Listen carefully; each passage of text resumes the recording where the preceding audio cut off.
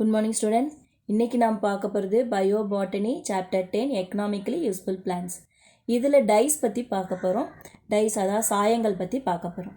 இயற்கையாகவே மனித கண்களுக்கு இந்த கலர்ஸை உணரக்கூடிய திறமை இருக்குது. இது ஒரு ஆச்சரியப்பட வைக்கக்கூடிய ஒரு நிலை அப்படின்னு சொல்லலாம். அதனால தான் நம்மளுடைய பல பொருட்களில் பார்த்திங்கன்னா இந்த கலர்ஸை கொடுத்து நம்மளை அட்ராக்ட் பண்ண வைக்கிறாங்க. இந்த கலர்ஸை யூஸ் பண்ணுறது இன்றைக்கு மட்டும் இல்லை, ஏஷியன் டைம்லேருந்தே இருக்குது அப்படின்னு சொல்கிறாங்க. அதுக்கு எக்ஸாம்பிள் என்ன அப்படின்னு சொல்லும் பொழுது டோம் பெயிண்டிங் ஆஃப் ஏஷியன் எகிப்து, அதனோட ஏஷியன் எகிப்தில் பார்த்திங்கன்னா அவங்களுடைய கல்லறை பெயிண்டிங்கில் இந்த கலர்ஸை பயன்படுத்தினதுக்கான நிறைய ரெக்கார்ட்ஸ், அதாவது ஆதாரங்கள் இருக்குது. இதே போல் அவங்களுடைய அந்த மம்மி சிமெண்ட், அந்த மம்மி கட்டப்பட்ட அந்த சிமெண்ட்டில் பார்த்திங்கன்னா சேஃப்ரான், இண்டிகோ அதனோட சாயங்கள்லாம் பயன்படுத்தியிருக்காங்க. அதாவது குங்குமப்பூ, அவுரி அதனுடைய பூக்களோட நிறங்கள்லாம் பயன்படுத்தியிருக்காங்க. இதுக்கான சான்றுகளும் இருக்குது.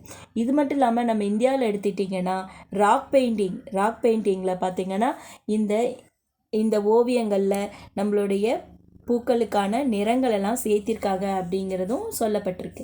இப்படி நம்மளை அட்ராக்ட் பண்ணுறதுக்காக பொருட்களில் மட்டும் இல்லை, அந்த காலத்துலேருந்தே ஓவியங்கள்லேயும் என்ன செஞ்சுருக்காங்கன்னா இந்த கலரை பயன்படுத்திகிட்டு இருந்திருக்காங்க. இந்த மாதிரி கலரை கொடுக்கக்கூடிய ப்ராடக்டில் இயற்கையான பொருட்கள் மருதாணி ஒன்று. அந்த ஹென்னாவை பற்றி தான் நாம் இன்றைக்கி தெரிஞ்சுக்க போகிறோம். நெக்ஸ்ட் நாம் பார்க்க போகிறது ஹென்னா. ஹென்னாவோட பொட்டானிக்கல் நேம் என்ன அப்படின்னா லசோனியா இனர்மிஸ் அப்படிங்கிறது தான் அதனோட பொட்டானிக்கல் நேம். இதனோட ஃபேமிலி என்ன? லைத்ரேசி ஃபேமிலியை சார்ந்தது. இதனோட ஆரிஜின் எங்கே அப்படின்னா north America and south west Asia இந்த கண்ட்ரியில் தான் அதிகமாக வளர்த்துட்டு இருக்காங்க. அது மட்டும் இல்லாமல் இன்றைக்கி பார்த்திங்கன்னா வீட்டுக்கு வீடு கண்டிப்பாக இந்த மருதாண்டி இருக்குது அப்படின்னு சொல்லாதான் மருதோன்றி அல்லது மருதாணி வீட்டுக்கு வீடு வளர்த்திட்டு வளர்ந்துருக்காங்க. அது மட்டும் இல்லாமல் ஸ்பெஷலாக எங்கெங்கே குஜராத், மத்திய பிரதேஷ், ராஜஸ்தான் இந்த பகுதிகளில் அது அதிகமாக வளர்த்திட்டு இருக்காங்க. இதனோட யூசஸ்ன்னு சொல்லும் பொழுதே ஹென்னாவோட கலர் ஆரஞ்சு கலர். இந்த ஆரஞ்சு டை தான் பெரும்பாலான பொருட்களுக்கு பயன்படுத்திட்டு இருக்காங்க. இது எதுலேருந்து எடுக்கிறாங்கன்னா obtained from leaves and young shoot of Lawsonia, அதாவது அதனுடைய இலைகள்லையும் இளம் தண்டுகள்லையும் இந்த கலர் இருக்குது. இதனால தான் அது பல விழாக்களில் நம்ம கைகள்லையே இந்த கலரை கொடுக்கறதுக்கு அட்ராக்ட் பண்ணுறதுக்காக இதை போடுறாங்க. சில ப்ராடக்டெல்லாம் இந்த ஆரஞ்சு கலர் சேர்த்துறதுக்கு இதை பயன்படுத்துகிறாங்க. இப்போ இதுக்கான இந்த கலர் ஹென்னாவில் இந்த கலரை கொடுக்கறதுக்கு காரணம் என்னென்னா லாக்கோசோன் அப்படிங்கிற அந்த மெட்டீரியல் தான் இதுக்கு ஆரஞ்சு கலரை கொடுக்குது. இது அதனோட இலைகளில் இருக்கிறதுனால அது ஆரஞ்சு கலரில் இருக்குது. அந்த டையும் நமக்கு கிடைக்கிது. இந்த டையை அந்த ஹென்னாவை பல வருஷமாக பயன்படுத்திகிட்டு இருக்காங்க அப்படின்னு சொல்லும் பொழுது இது ஹார்ம்லெஸ், இது தீங்கற்றது and causes no irritation to the skin, தோலுக்கு எந்த விதமான பாதிப்பை ஏற்படுத்துறதில்லை. அதாவது தீமை தரக்கூடியதும் இல்லை, அதே சமயம் அரிப்பு போன்ற எந்த பாதிப்பை ஏற்படுத்தாதனால தான் பல பழங்காலமாக இதை பயன்படுத்திகிட்டே வராங்க. இது பெரும்பாலும் எதுக்கு பயன்படுத்துகிறாங்க? யூஸ் டு டை ஸ்கின்னுக்கு கலரை கொடுக்கறதுக்கும், ஹேருக்கு, அது மட்டும் இல்லாமல் ஃபிங்கர்ஸ் அண்ட் நெயில்ஸ்க்கு விழா காலங்களில் கலரை கொடுக்கறதுக்காகவும் பயன்படுத்திகிட்டு இருக்காங்க. அது மட்டும் இல்லாமல் வேறு பொருட்களுக்கு கலர் கொடுக்கறதுனா யூஸ்டு ஃபார் கலரிங் லெதர்ஸ், தோல் பொருட்களுக்கு கலர் கொடுக்குறாங்க.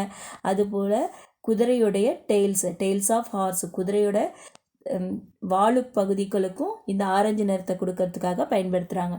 அது மட்டும் இல்லாமல் ஹேர் ட்ரையாகவும் இதை பயன்படுத்திகிட்டு இருக்காங்க. இதில் இந்த கலர்ஸை கொடுக்கறது மட்டும் இல்லாமல் பார்த்திங்கன்னா மெடிசினல் ப்ராப்பர்ட்டியும் இந்த ஹென்னாவில் இருக்குது. ஏஷியன் டைமில் இதை என்ன செஞ்சுருக்காங்க? ஹெட்டேக்குக்கு பயன்படுத்தியிருக்காங்க, ஸ்டொமக் பெயினுக்கு பத்து போட்டிருக்காங்க, பர்ன்ஸு, வூண்ட்ஸு இதுக்கெல்லாம் மேலே அப்ளை பண்ணியிருக்காங்க. அது மட்டும் இல்லாமல் ஃபீவர் டைம்லேயும் இதை பயன்படுத்தியிருக்காங்க.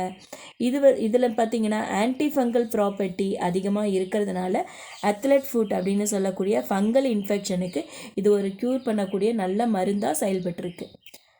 அடுத்து நம்ம பார்க்க போகிறது காஸ்மெட்டிக். இந்த காஸ்மெட்டிக் அப்படிங்கிறது நம்மளுடைய சவுத் இந்தியாவில் ட்ரெடிஷ்னலான ஒரு விஷயமா இருந்தது, பாரம்பரியமிக்க ஒரு விஷயமா இருந்தது. நம்மளோட சவுத் இந்தியாவில் பார்த்திங்கன்னா ஸ்கின்னுக்கும் ஹேரை பராமரிக்கிறதுக்காக பெரும்பாலான நேச்சுரல் ப்ராடக்டை பயன்படுத்திகிட்டு இருந்தாங்க.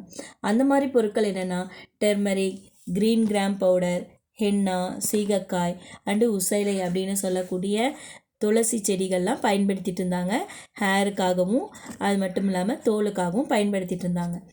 இப்படி அவங்க இந்த க்ரூமிங் பண்ணிகிட்டு இருக்கும் பொழுதே கொஞ்ச நாள் ஆக எல்லாருக்கும் இது என்னது காஸ்மெட்டிக் மேலே இன்ட்ரெஸ்ட் வர ஆரம்பித்து தன்னை அழகுபடுத்திக்கிறதுல ரொம்ப அதிக ஆர்வம் காட்ட ஆரம்பிச்சிட்டாங்க. அதனால் திரும்பவும் கெமிக்கல்ஸ் கலந்து நேச்சுரல் ப்ராடக்டோட கெமிக்கல் கலக்க ஆரம்பிச்சிட்டு கெமிக்கல் இண்டஸ்ட்ரி அதிகமாக ஆரம்பிச்சது. இது ரொம்ப கமர்ஷியல் வேல்யூவும் கிடைக்க ஆரம்பிச்சது. வணிக முக்கியத்துவம் வாய்ந்ததாகவும் இது இருந்ததுனால நிறைய தொழிற்சாலைகள் உருவாக ஆரம்பிச்சது. அது மட்டும் இல்லாமல் பர்சனல் கேர் சர்வீஸும் கொடுக்க ஆரம்பித்தாங்க. தனி மனித பராமரிப்பு சேவையும் தொடங்க ஆரம்பிச்சிட்டாங்க. இப்படியெல்லாம் தொடர்ந்து வளர்ந்துட்டு இருக்கும்போது இப்போ சமீப காலமாக என்ன ஆக ஆரம்பிச்சுன்னா, இந்த கெமிக்கலுடைய அசாடஸ் தெரிஞ்சதுக்கப்புறம் திரும்பவும் மக்கள் என்ன செஞ்சாங்க, பழைய நேச்சுரல் ப்ராடக்ட்டுக்கே திரும்ப வர ஆரம்பிச்சிட்டாங்க. அந்த மாதிரி ஒரு நேச்சுரல் ப்ராடக்ட் என்னென்னா ஆலோவேரா. ஆலோவை பற்றி தான் நம்ம பார்க்க போகிறோம். இதனோட பொட்டானிக்கல் நேம் என்னென்னா ஆலோவேரா ஃபேமிலி அஸ்பர்டெலேசியே ஃபேமிலியை சார்ந்தது. இதனுடைய ஆரிஜின் எங்கே அப்படின்னா இதனுடைய நேட்டிவ் பிளேஸ் சூடான் தான் அதனுடைய நேட்டிவ் பிளேஸ். இது நிறைய நம்ம இந்தியாவில் எங்கெங்கே உற்பத்தி பண்ணிகிட்டு இருக்காங்கன்னா ராஜஸ்தான், குஜராத், மகாராஷ்டிரா, ஆந்திர பிரதேஷ் அண்ட் தமிழ்நாடு இந்த பகுதிகளை அதிகம் பயன்படுத்திகிட்டு இருக்காங்க. இன்றைக்கி பார்த்திங்கன்னா வீட்டுக்கு வீடு ஆலோவேராவை வளர்க்கவும் ஆரம்பிச்சிட்டாங்க. நெக்ஸ்ட் நம்ம பார்க்க போகிறதே அலோவேராவோட யூசஸ். இதனுடைய லீஃபில் பார்த்திங்கன்னா ஜெல் லைக் சப்ஸ்டன்ஸ் இருக்கும். இந்த ஜெல் லைக் சப்ஸ்டன்ஸில் இருக்கிறது என்னென்னா அலோயின் அப்படின்னு சொல்லக்கூடிய வேதிப்பொருள் இருக்குது, கெமிக்கல் இருக்குது. அது மிக்சர் ஆஃப் குளுக்கோசைடு நிறைந்தது அந்த பொருள். இந்த பொருள்னால தான் நமக்கு ஸ்கின்னுக்கு ஒரு டானிக்காக இது யூஸ் ஆகுது. நம்மளுடைய ஸ்கின்னுக்கு ஊட்டமளிக்கக்கூடிய ஒரு பொருளாக இந்த ஜெல் லைக் சப்ஸ்டன்ஸ் இருக்குது. இந்த அலோவேராவில் முக்கியமான கேரக்டர் என்னென்னா கூலிங் எஃபெக்ட் அண்டு மாய்ஸ்சரைசிங். இது உடலுக்கு குளிர்ச்சியை ஊட்டக்கூடியதும் உடலை ஈரப்பதத்தோடு வைக்கக்கூடிய தன்மையும் இந்த அலோவேராவுக்கு இருக்குது. அதனால தான் நம்மளுடைய பெரும்பாலான பொருட்கள் தயாரிப்பதற்கு இதை பயன்படுத்துகிறாங்க. எந்த மாதிரி பொருட்கள்? Used in preparation of creams, lotion, shampoos, shaving cream, after shave lotion and allied product இது மாதிரி இருக்கக்கூடிய மற்ற பொருட்கள் தயாரிக்கிறாங்க. இதனுடைய ஜெரண்டலாஜிக்கல் அப்ளிகேஷன் நம்ம தோல் மேலே போடும் பொழுது நம்ம தோலில் இருக்கக்கூடிய முதிர்ச்சி அடைந்த அந்த செல்கள்லாம் உதிர்ந்து தோலுக்கு ரெஜுவினேஷன் ஒரு புத்துணர்வை கொடுக்கக்கூடியதாக இருக்குது. அது மட்டும் இல்லாமல் இதில் நிறைய ப்ராடக்ட்டு இதனுடைய இலைகள்லேருந்து தயாரிக்கிறாங்க. எந்த மாதிரி ப்ராடக்ட்னா எமாலியன்ட் குலைவுத்தன்மை இருக்கிறதுனால ஜெல் லைக் சப்ஸ்டன்ஸும், ஆன்டி பாக்டீரியாவை எதிர்க்கக்கூடிய பொருளாகவும், ஆன்டி ஆக்சிடென்ட், ஆன்டி ஃபங்கல் பூஞ்சைகளை எதிர்க்கக்கூடிய பொருளாகவும் இதை பயன்படுத்துகிறாங்க. அதுவும் இல்லாமல் ஆன்டிசெப்டிக் கிருமி நாசினியாகவும் இந்த ஜெல்லை பயன்படுத்திகிட்ருக்காங்க. இந்த aloe vera gel is used in skin care cosmetic. நம்ம ஸ்கின்னுக்கு ஒப்பனை செய்யக்கூடிய காஸ்மெட்டிக் பொருளை தயாரிக்கிறதுக்கு இந்த அலோவேரா ஜெல் பயன்படுது. இது மட்டும் இல்லாமல் இதில் உள்பகுதியில் நம்ம உட்பகுதியை உள்ளே எடுத்துக்கும் போது ஓரல் ஹெல்த்து இம்ப்ரூவ் ஆகும். டைஜஸ்டிவ் ப்ராப்ளம்ஸ் எல்லாம் க்யூர் ஆகுது. அது இல்லாமல் சில வலிகளை எல்லாம் நீக்கக்கூடியதாகவும் சிறந்த மருந்தாகவும் இந்த அலோவேரா பயன்படுது. நெக்ஸ்ட் நான் பார்க்க போதே பர்ஃப்யூம்ஸ், அதாவது நறுமண தைலங்கள் பற்றி பார்க்க போகிறோம். இந்த பர்ஃப்யூம் அப்படிங்கிற வேர்டு எதுலேருந்து வந்ததுன்னா derived from Latin word per and ஃபியூமஸ்லேருந்து வந்தது. இதனோட மீனிங் என்னென்னா த்ரோ அவுட், அதாவது புகை வலின்னு அர்த்தம்.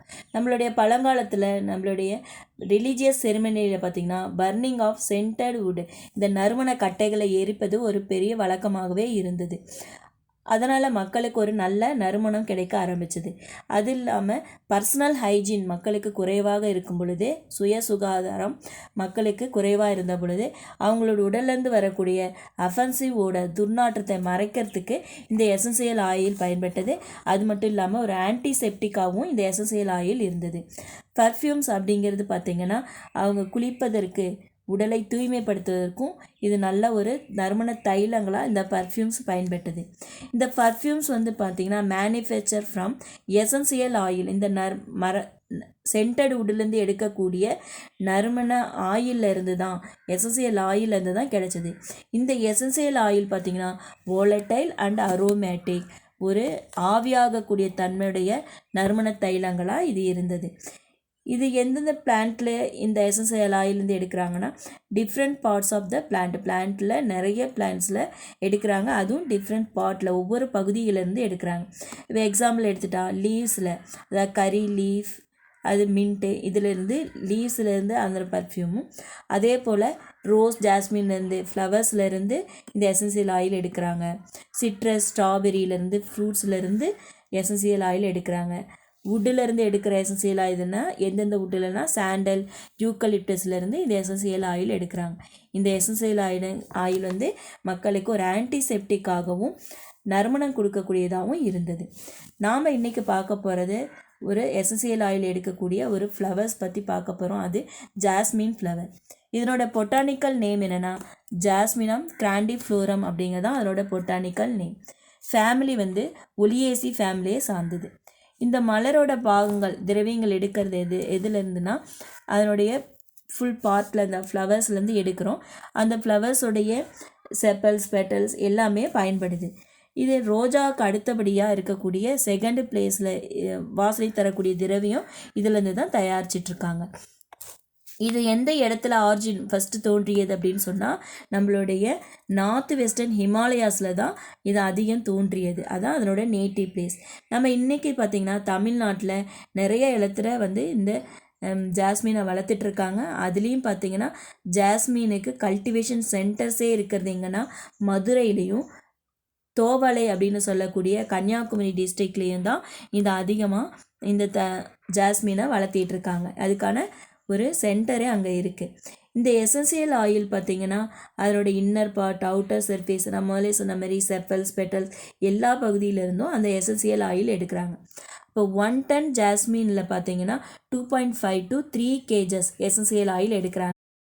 இந்த எசென்சியல் ஆயில் அந்த பூவோட வெயிட்டில் 0.25 to 3% வரைக்கும் இருக்கும். நெக்ஸ்ட்டு அதனோட யூசஸ்.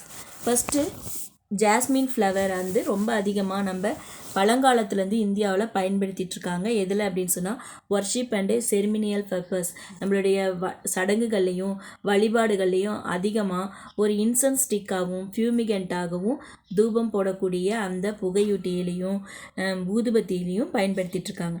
அது மட்டும் இல்லாமல் it also used for making perfumed hair oil, ஒரு மூலிகை தைலம் தயாரிக்கிறதுக்கு பயன்படுது.